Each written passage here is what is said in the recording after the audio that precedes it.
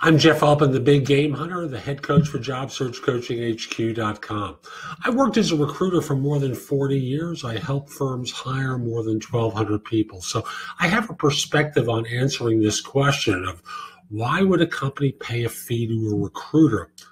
After all, they're so expensive. And, when you stop and think about it for a second, from the company's perspective, if they're working with a contingency search firm, and I'm going to divide this between contingency and retain.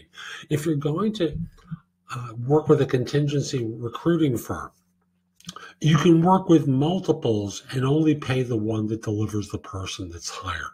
That means you have a sales force available to you that's enormous out there trying to find the right talent that your firm decides to hire.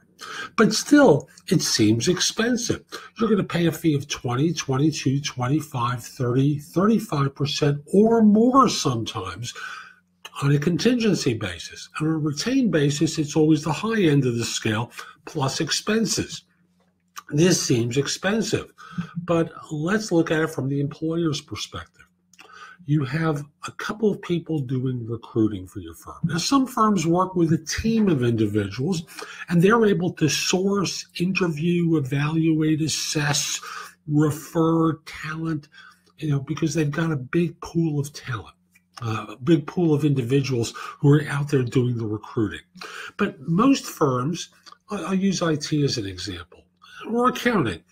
They're not going to have a team of individuals in a major firm. They may have an individual who's responsible for filling a certain type of role. And not only are they filling one job, they're interviewing for multiples. And they have to find those people. Now, you may say, oh, just run an ad. That's easy for you to say. Typically, you get lots of bad responses, hoping against hope that one person comes through there that you want to talk to.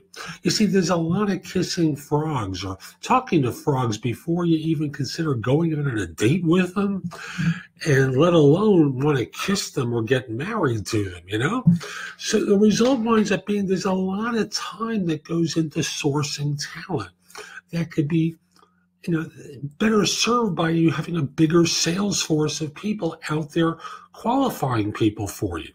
So what third-party recruiters and sourcers often do is they're out there sourcing the talent and referring people to be interviewed.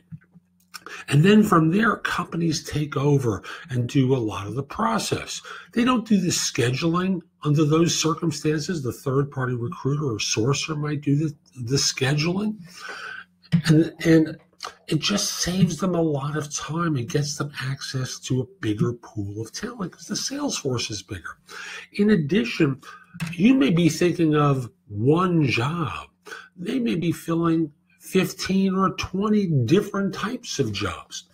And as a result, there just isn't enough time in the day for them to do that. So companies find it cost effective, without a doubt, to pay the fee on a contingency basis to whoever finds the right talent. Now, on a retained basis, it's different because on a retained basis, you are paying them for focused attention, that they are going to find that person who you're going to hire. And thus, you are prepaying them a certain amount of money in order to by their dedication to filling the job. And this tends to be done at a high level within an organization, C-suite, of course, and senior management in organizations will generally be put out to a retained firm, and they are definitely going to fill that job. So understand it's cost effective for them. And it's cost effective because they don't dedicate the resources sufficient to handle everything that they need to do. So hope you found this helpful. I also want to encourage you, if you're interested in one-on-one coaching with me, email me at jeffaltman@thebiggamehunter.us, and the subject line, put the word coaching. Let's figure out a time to speak for an introductory conversation. And if it works for both of us, I'd love to coach you. Have a great day. Take care.